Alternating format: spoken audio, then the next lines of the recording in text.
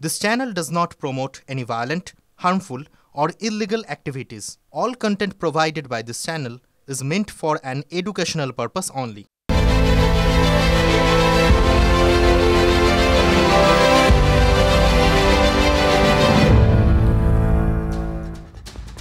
ফিরে এলাম ব্রেকের পর ঠোঁট কাটা স্পেশাল নিয়ে।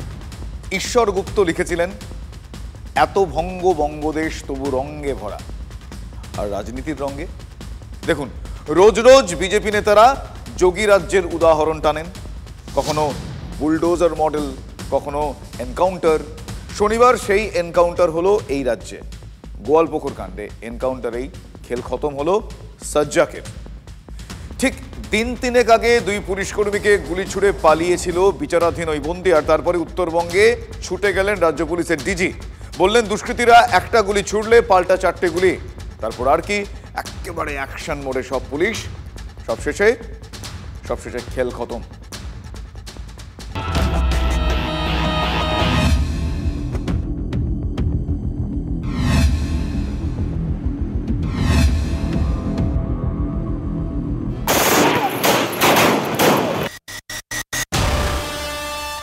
দেখুন, আমি এটাকে স্বাগত জানাবো এবং আমি দেখে খুশি হয়েছি যে পশ্চিমবঙ্গ পুলিশ গুলি চালাতে পারে। আমি ভাবতাম যে বন্দুকগুলো চলে না, 303 বন্দুকগুলো।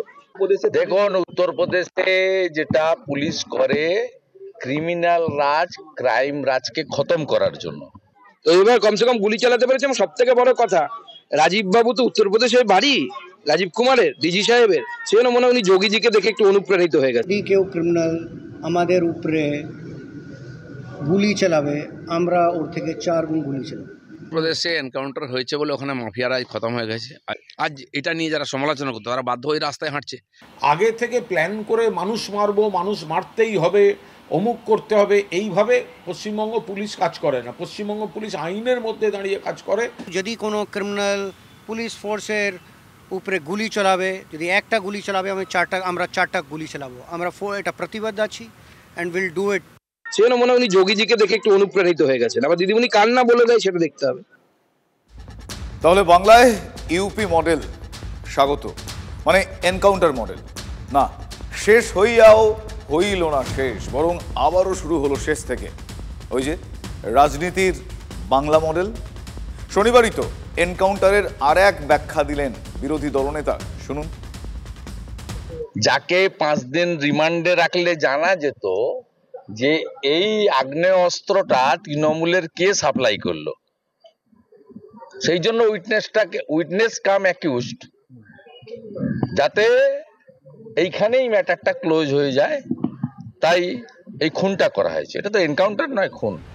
এনকাউন্টার নয়, খুন। গোয়ালপুকুর এনকাউন্টার নিয়ে বিরোধী দলনেতার কাঠগড়ায় police. There is a difference between a professional force and a trigger happy force. ঠিক আছে, we West Bengal Police is a professional force.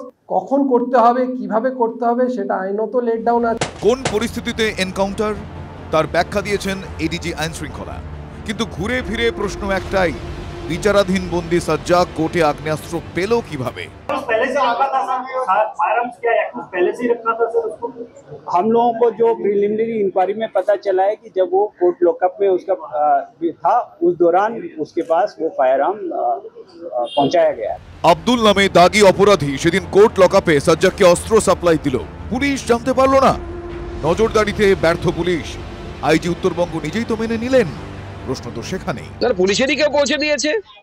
সাজ্জাদের তো লোকেদের অভাব নেই, সাজ্জাদের এত এনকোয়ারি হওয়া উচিত, কারা এর সাথে যুক্ত তাদের প্রত্যেকের গ্রেপ্তার হওয়া উচিত।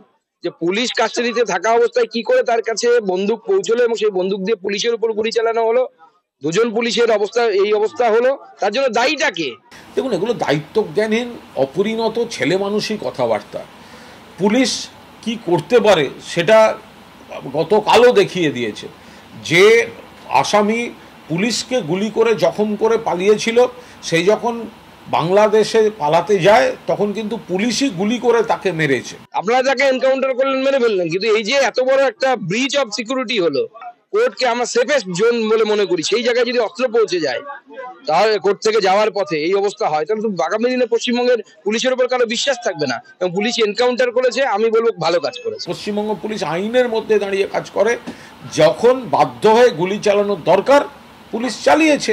ফলে এখানে সুকান্ত মজুমদার যে মন্তব্যগুলি করছেন এগুলি অপরিণত বাল্যখিল্য মন্তব্য। তাহলে আইনের পথে হেঁটেই এনকাউন্টার, বাধ্য হয়েই।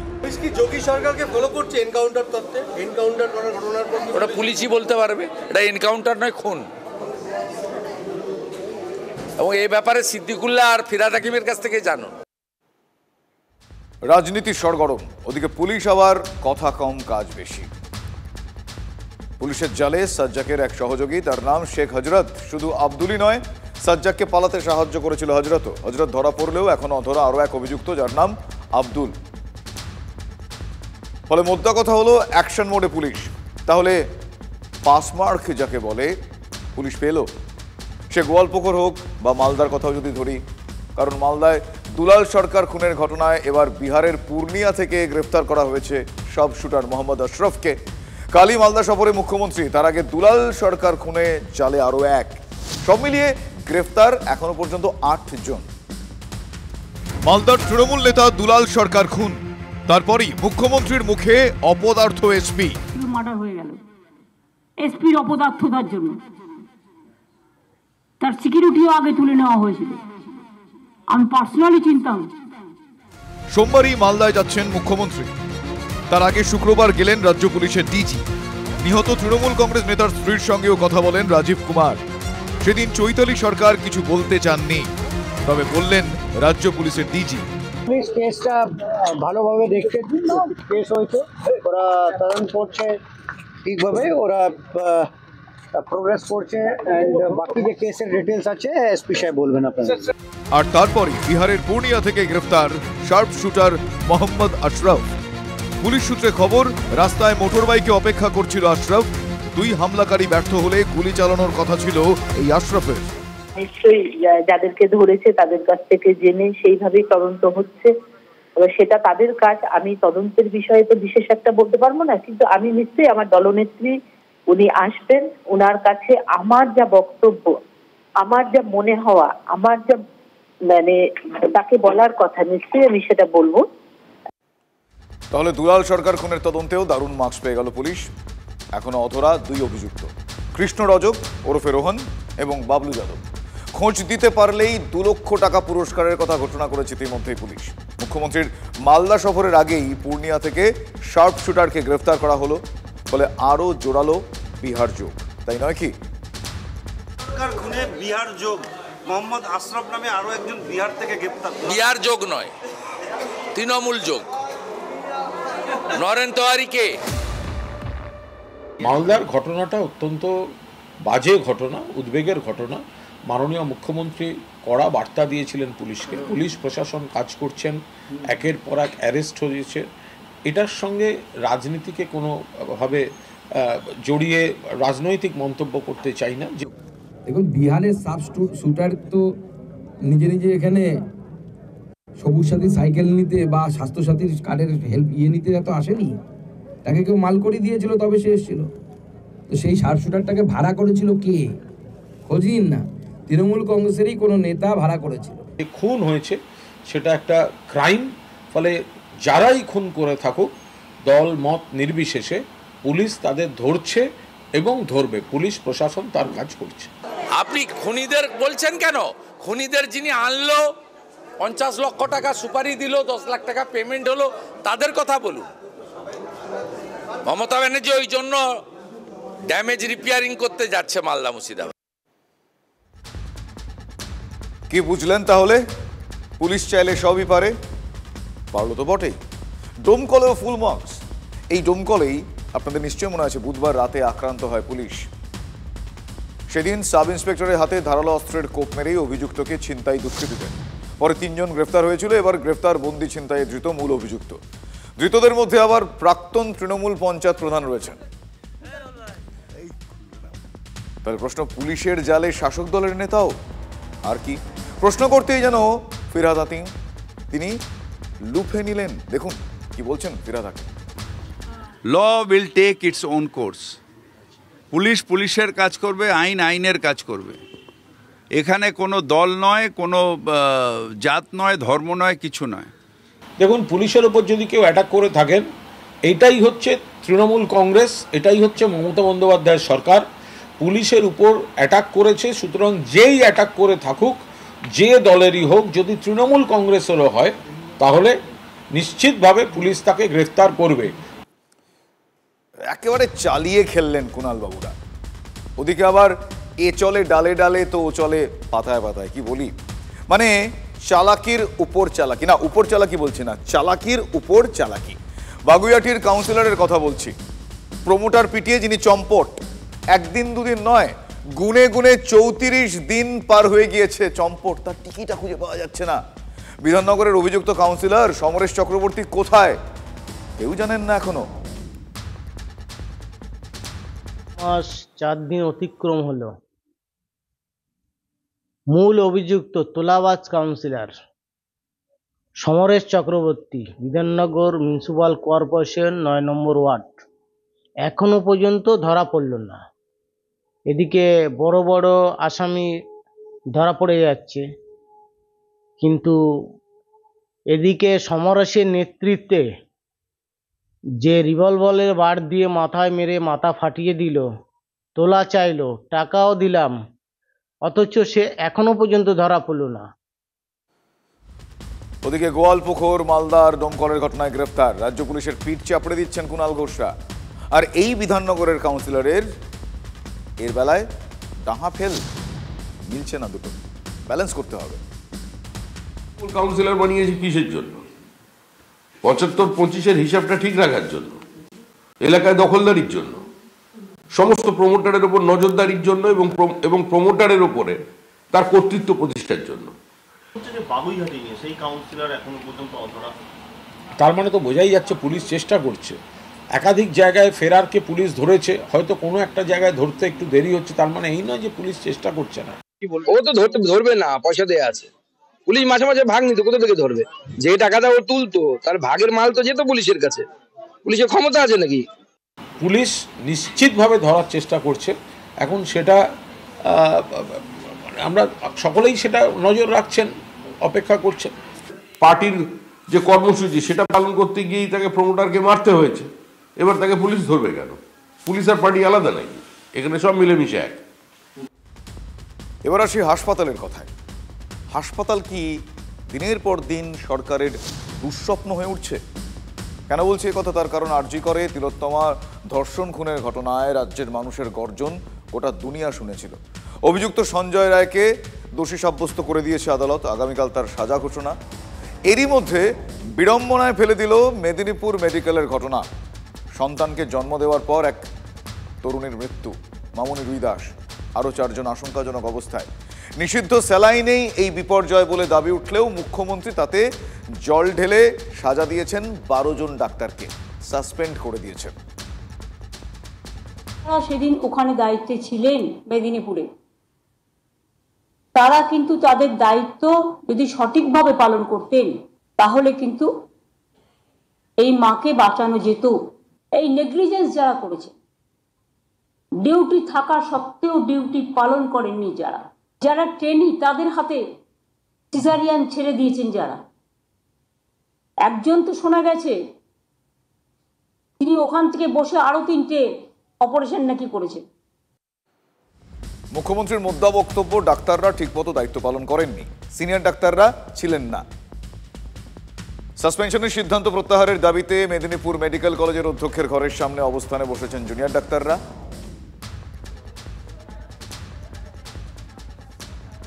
এইভাবে জুনিয়র ডাক্তারদের সাসপেন্ড করে দেওয়া এটা অন্যায়, আর এটাকে অন্যায় মনে করেই আজকে আমাদের সিনিয়র ডাক্তারবাবুরা বলুন, আইএমএ বলুন, তারা সবাই আমাদের সাপোর্টে এগিয়ে আসছে। গভর্নমেন্ট ডিসিশন মানুষের ভালোর জন্যে এবং ন্যায় বিচার, যে মানুষটা মারা গেছে ইনভেস্টিগেশন হোক না, যে আমার মা যে মারা গেছে তারও তো বিচার দরকার। এই সাসপেনশন অবিলম্বে প্রত্যাহার করা হোক, অ্যান্ড আমরা সেই কারণে আমাদের এই দাবি জানিয়ে আমরা হায়ার অথরিটিকে, এনএমসিকে, ডিএমই, ডিএইচএস এবং অন্যান্য হায়ার অথরিটিকে আমাদের দাবি মেলের মাধ্যমে জানিয়েছি।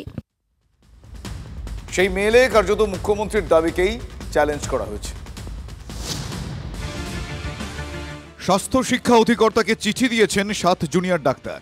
সেখানে লেখা হয়েছে, বিভাগীয় প্রধানের তৈরি করা রোস্টার এবং এনএমসির গাইডলাইন মেনে সিনিয়র ডাক্তারদের নজরদারিতেই জুনিয়র ডাক্তাররা দায়িত্ব পালন করেছেন। অপারেশন থিয়েটারের রেজিস্টার এবং সিসিটিভি ফুটেজে তার প্রমাণ আছে বলেও জুনিয়র ডাক্তাররা দাবি করেছেন। মুখ্যমন্ত্রী ঠিক উল্টো কথা বলেছিলেন। এই নেগলিজেন্স যারা করেছে, ডিউটি থাকা সত্ত্বেও ডিউটি পালন করেননি যারা, যারা ট্রেনি তাদের হাতে সিজারিয়ান ছেড়ে দিয়েছেন যারা, একজন তো শোনা গেছে তিনি ওখান থেকে বসে আরো 3টে অপারেশন নাকি করেছে।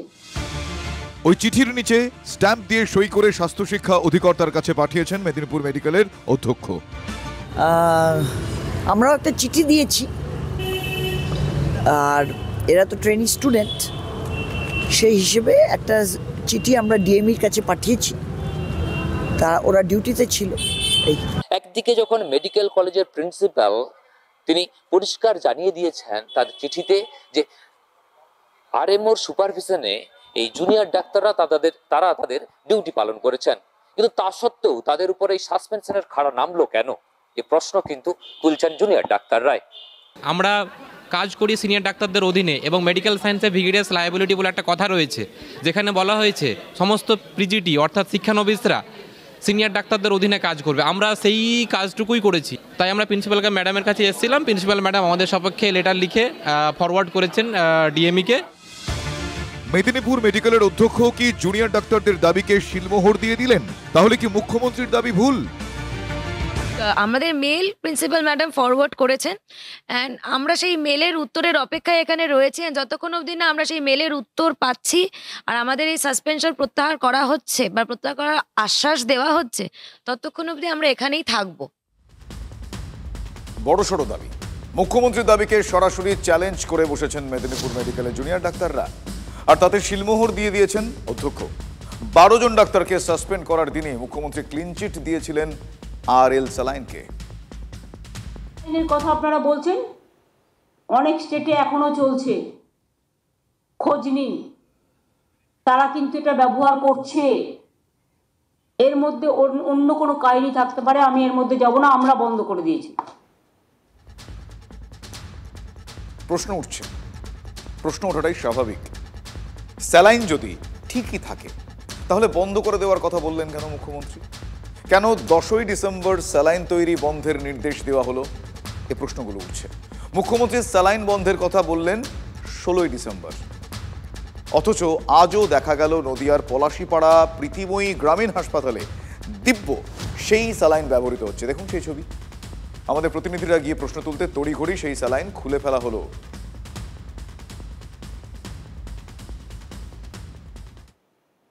আপনি এখন দায়িত্বে আছেন তো এখানে? ভিডিও এখনো দেওয়া হচ্ছে, চলছে স্যালাইনটা, রুগী পাচ্ছে স্যালাইনটা, কি বলবেন?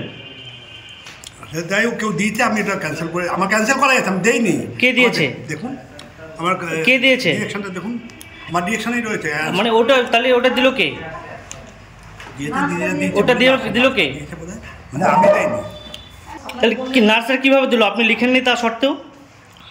আমার মিস্টেক করেছে হয়তো। ডাক্তারবাবু তো লেখেনি, আপনি দিলেন কিভাবে রুগীকে? আমি ডাক্তারবাবুকে জিজ্ঞাসা করেই দিয়েছি, উনি ভার্বালি বলেছেন, ওখানে ডিটেইল নেই, উনি বলেছেন বলেই দেয়া হয়েছে। উনি বলেছেন, আমি দিতে বলেনি। ডাক্তারবাবু বলেছে বলেই তো দেয়া হয়েছে। উনি অস্বীকার করছেন, আপনি অস্বীকার করছেন, কি বলবেন আপনি? ডাক্তারবাবু যেটা লিখেছেন সেটা দিয়েছেন কিনা তবু আমি জানি না, নার্স দিয়েছেন না ডাক্তারবাবু জানেন, আমরা কি করে বলবো সেটা? আমরা পেশেন্ট অসুস্থ হলে আমরা হসপিটালে নিয়ে আসি, এখানে কি হয় না হয় সেটা তো আমরা জানি না। আপনি কি নিষিদ্ধ স্যালাইন দিতে পারেন একটা পেশেন্টকে? আপনি লিখলেন না, কিন্তু নার্স কিসের জন্য দিলেন? আমি সব ভালো করে দাও, ক্ষতিকারক কিছু হবে না তো? না, দায়টা কিন্তু আপনাকে নিতে হবে, সমস্ত দায় কিন্তু আপনাকে নিতে হবে। লিখি দি, তাও দিয়েছি তখন আমি দিই। স্যালাইনটা কেন খোলা হলো? কেন খুললেন? আরে ভাই, পুরো এইভাবে স্যালাইনটা কেন খুললেন? স্যালাইনটা কেন খুললেন আপনি? কোন বিএমআই কাছে অর্ডার আসেনি বলে দিয়েছে। তাহলে আপনি খুললেন কেন? অর্ডার যেখানে আছে আপনি খুললেন কেন?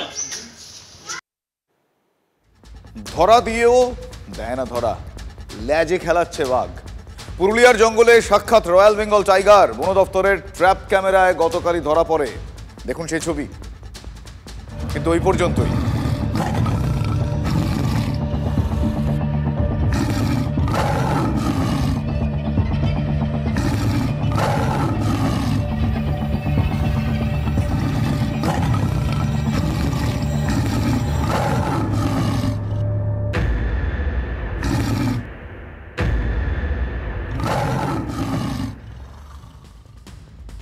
কিন্তু ওই পর্যন্তই। ব্যাঘ্রমশাই তার বুদ্ধি সজাগ রেখেছেন, কিছুতেই ওই ট্র্যাপে পা দিচ্ছে না। বন দপ্তরের 14টা দল, বাঁকুড়া পুরুলিয়ার বনকর্মীরা বাঘের পিছন পিছন ছুটছেন। রাইকা পাহাড়ে তাদের অভিযান চলছে, সঙ্গে নাইট ভিশন, ড্রোন ক্যামেরা। বাঘের লুকোচুরি খেলাও জারি থাকছে।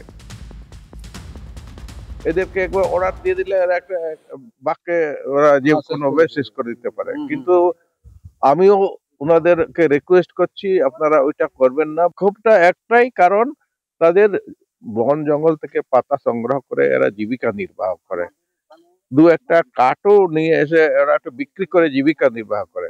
আজ প্রায় 5-6 দিন এইভাবেই বন্ধ। এতদিন যাবত আমরা মানে বড় হয়েছি, আজ পর্যন্ত এরকম বাঘের উপদ্রব বা বাঘের কোনো আমাদের এখানে কিছু আমরা পাই নাই। এখন দেখছি যে পরের পর বাঘ আসছে, বাঘ ইয়ে করছে, এটাই আমাদের ক্ষোভ যে বাঘগুলো আসছে কি করে। এটা নিশ্চয় কোনো একটা ইয়ে করে ছাড়া হচ্ছে, নাহলে আসবে কেন?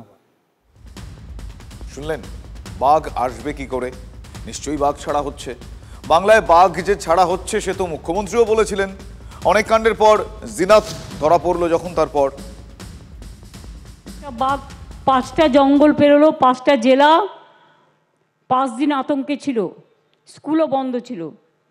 যেই আমরা উদ্ধার করলাম, আমাদের বন বিভাগ প্রশাসন সকলে মিলে দিন রাত খেটে, সঙ্গে সঙ্গে ফোন আসতে শুরু করলো, ফেরত দাও ফেরত দাও ফেরত দাও, আর দিয়ে দিলাম। এবার আবার একটা চলে এসছে কাল।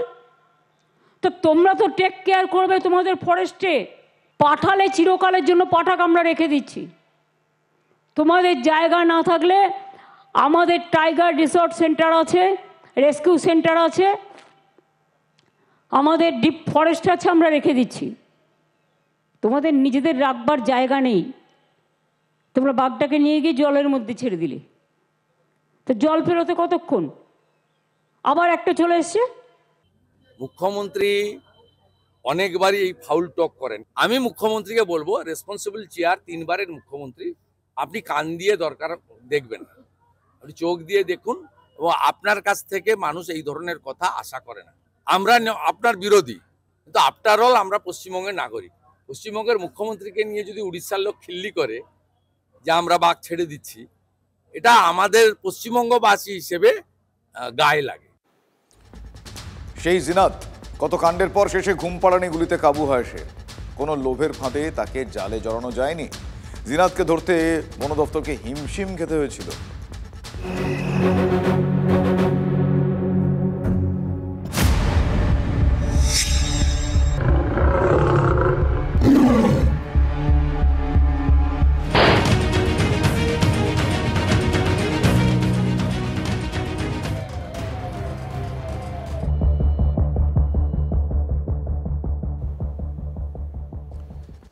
এই বাঘের আতঙ্কে কুলতলি ও জড়সড়। সুন্দরবন থেকে বেরিয়ে গুড়গুড়িয়ায় এক বাড়ির বারান্দায় ঢুকে পড়ে বাঘ। বাজি পটকা ফাটিয়ে যদিও শেষমেশ জঙ্গলে তাকে ফেরত পাঠানো গিয়েছে।